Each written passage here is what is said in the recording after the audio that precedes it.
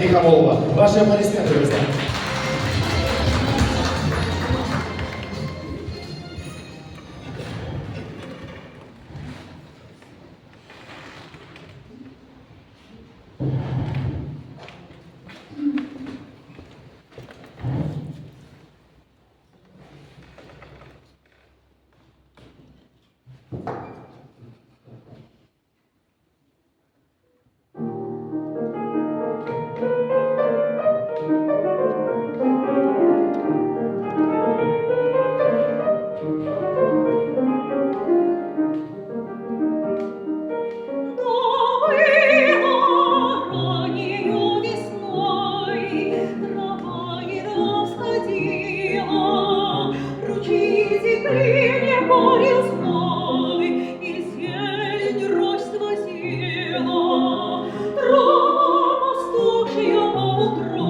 Еще не пела звонко, и в завитках еще мороз был папоротник тонкой.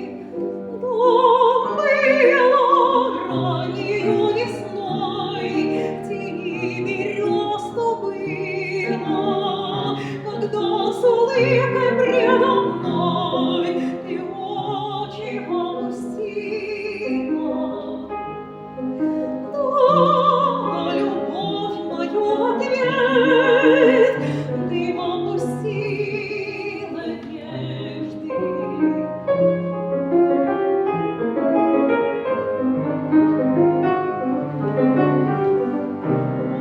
Жизнь небесу солнце свет, ой, надежды. И плакал я перед тобой, молитвой глядя милый. То было раннею весной, тени берез то было утро наших лет, о счастье, о слезы, о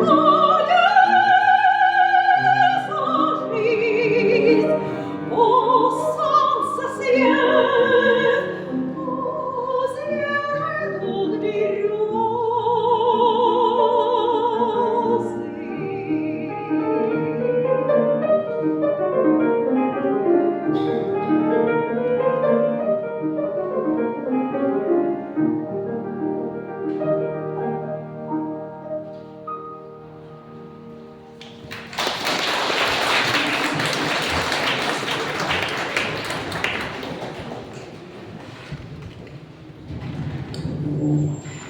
Благодарим наших уважаемых коллег из города Иваново. Продолжаем церемонию награждения.